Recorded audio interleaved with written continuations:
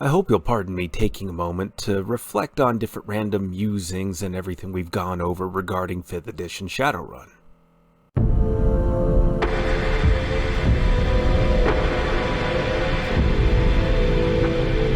Hello everyone, and welcome back down here to the Gamer's Den with me, your host, Jordan, your master of lore and storyteller extraordinaire. And yes, we are still talking about 5th edition Shadowrun, but instead of going on with specific mechanics and going deeper into the lore, I'm working on videos regarding both of those, working one specifically on mages, hermetic mages at that, and then also working on stuff for going into the lore, background stories, and details of the different megacorporations. The Big Ten definitely are going to be covered, but there's also going to be things like Lone Star and the various other corporations that the players are most likely to run into. But before we get into all of that, if you're new here to the channel, then go on down there and hit that subscribe button and become a regular member here at the Gamer's Den. Or, if you've already made yourself listed on a legendary roster such as that, then go on down to hit the like button and share the video far and wide to help the channel grow further. But now, let's go ahead and get into these reflections. These random, rambling musings.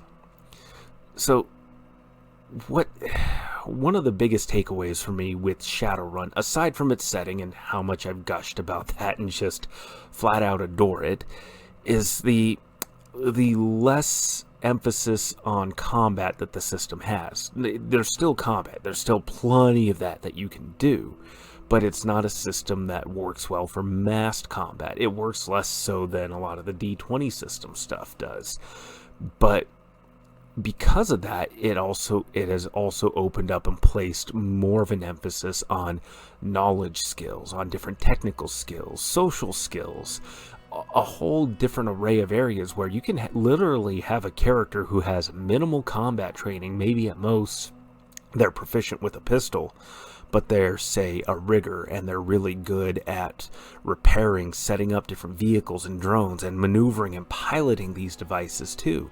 That's incredibly useful for a team that's operating inside of a legalistic gray zone that is morally questionable, but definitely lucrative if you're pulling off the right job. Or at least can be if you've got a solid face that's negotiating well with the different fixers and Mr. Johnson, and negotiating with those data mongers that really know where that pay data is most valuable. So because there's all these different avenues, you have different viable character models, and it's all because there's less of an emphasis on combat, and specifically mass combat, or combat where you're focused on a big bad evil guy. You're not really doing too much of that. You can still have that in Shadowrun, certainly, but it's just, again, it's not as strong a requirement here, and ideally Shadowrunners probably aren't going to be wanting to tangle with anybody big, bad, powerful, or important, unless that's specifically what the job is. But again, that just kind of depends a little bit on what your GM is doing and wanting to do specifically. And going on from there, though, after combat and how it's de-emphasized somewhat to make room for other playstyles and character types that can really thrive, it's the setting itself. I keep gushing about it, but the setting itself is just so damn cool for many, many, many different reasons. Not just that it's cyberpunk, not that it has a lot of high fantasy added into it that just really makes it overall that much more delicious and gets me eager to dig into it. But when I was going over the different factions, the mega corporations, the major countries, like you have the UCAS, the United Canadian American States, and then you have the CAS, the Confederated American States. But then you go further west and you start running into the Native American nations, and that kind of representation is really cool, especially for me and some of my friends, because, well, growing up on the reservation and also being a descendant of the Confederated Salish and Kootenai tribes, specifically the Salish through my mom's side. I'm about, was it fourth Salish? Half Spanish, fourth Salish, and a fourth Irish. But having that representation is really cool because you don't see a whole lot of that in pop culture and mass media at large. But Shadowrun goes out of its way to incorporate a lot of Native American artwork, designs, and cultural features, and in a way that's not really outlandish, or at least not outlandish in a way that seems stereotyped and offensive all that much. And where it is, it's kind of baked into the setting there because it has all those societal issues that we deal with in the modern day and age. It's just in an alternate timeline where it's unthinkable. Mega corporations are running the world and have power on par with governments and do so much to influence world laws and governments as a whole. Nothing like that would ever happen, of course. I mean, that's just pure sci-fi, pure fiction and fantasy. But still, having that kind of representation just means a lot to me on a personal level, on top of just being really damn cool. There's not a lot of games or settings where I've looked at it and gone, I can play a Native American person. I can be a Salish dude. That doesn't come up a whole lot. Last game where we could really do that was D20 Modern. Of course, then again, that just also is part of just the games that we picked out and played, but still, again, having that kind of representation at the forefront, I mean, just even part of the symbol for Shadowrun, it's very reminiscent of a lot of northwestern American tribes.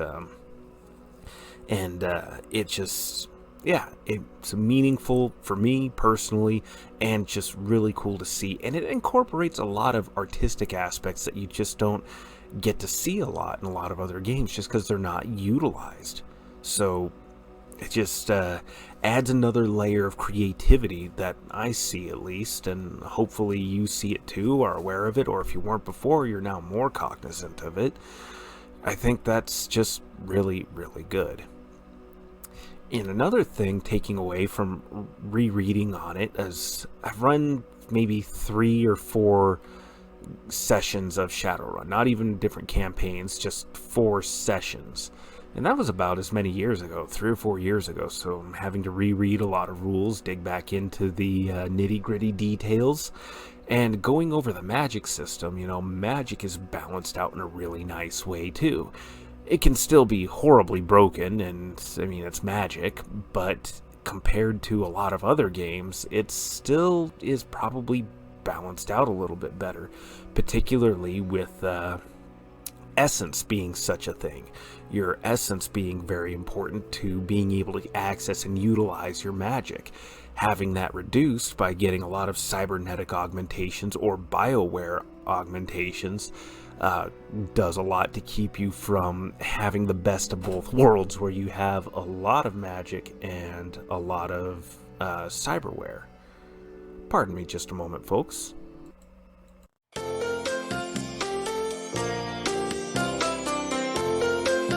And I'm back. House shifted, caused the door to kind of jam a little bit, made some noise, and kind of startled me a little bit, not gonna lie there.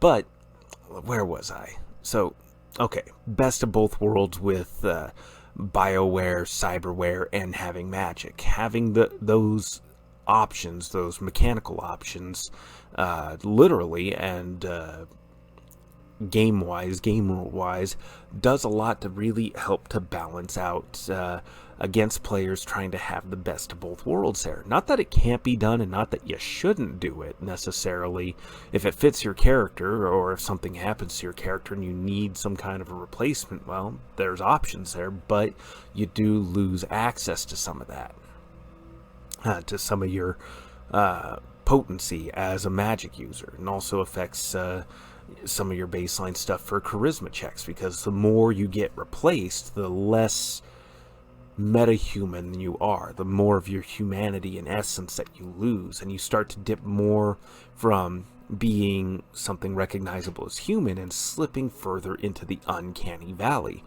where you just are noticeably less and less human, and you're almost more and more like a robot, and it begins to freak people out a little bit. It's unnerving. So I feel like that's a very nice touch there.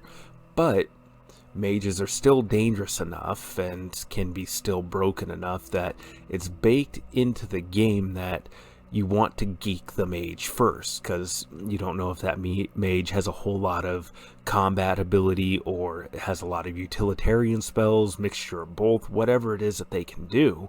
You don't want them to do it, so you take the mage out first. And mages being so valuable in and of themselves, a lot of corporations are willing to hire and will go out of their way to try to hire competent mages. Competent mages with any level of expertise they'll want on their teams, just because they are that useful and that valuable. So that's just a nice added touch to all of that. It just goes back into how well thought out the story, the setting, and how everything kind of functions together really is. Even though some of the rules themselves, or at least how the book's laid out, maybe is not so much. So yeah, this 5th edition Shadowrun is absolutely fantastic, and the fact that you're building your character more based off of the skills and assigning different values to attributes, skills, your resources, the number of points that you have to spend on stats and the like, and then the array of traits that you can pick out for both negative and positive for at a cost of karma, or getting you additional karma to spend on more traits. It's really, really cool. And then the karma system itself just works really nicely for character progression. And then even then, when a GM is trying to figure out how to set up the adventure and they're calculating out what the pay is, there's a really handy chart for doing that, and it's actually in a decent place, unlike so many other charts and rules and things that you might need in the book. It's actually in the ideal spot where it tells you how to calculate out what the pay value is in New Yen for the game, for that particular run, and not only that, but what kind of karma bonus that you will get out of it as well. And then there are still adjustments and modifiers that are available there too. If this is a type of run that is going to make your Shadowrunners those kinds of cold-hearted, stone-cold killers, then they gain bonus money out of it, because even the most frugal of Mr. Johnsons or Mrs. Johnsons will realize that they need to pay extra for something that dirty. But if it's something that's going to be giving them a lot of warm, fuzzy feelings, well, there's less money to be had there, but you get more karma out of it, and possibly some good reputation with people who really needed help. You're not going to change the world, but you can change the world for a few people, maybe even a small town. So again, it's all just, there's a lot that's very well thought out with this game, and there's a lot that you can do with it, but the layout and some of the rules are just a bit much, a bit extra, or poorly thought out, particularly when it comes to book layout. The glossary is definitely your friend. But yeah, those are just my random musings and rumblings and thoughts on 5th edition Shadowrun so far.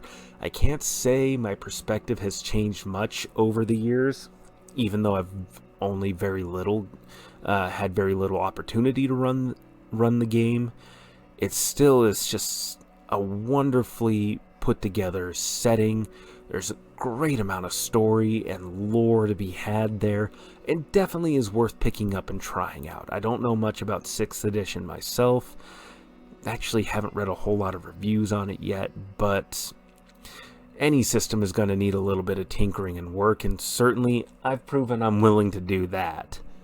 But yeah, for those of you who may be thinking about picking it up, I'd say, watch these videos, see what you think, and go on from there. But with all that said, I've been your host, Jordan, your master of lore and storyteller extraordinaire. And remember, if you're new to the channel, go on down and hit the subscribe button, or like and share the video. And even if you didn't like it, still hit dislike and go down in the comments below and let's engage in discussion. But once again, with all that said, I've been your host. Thank you all so very much for your time, and you all have yourselves a good night.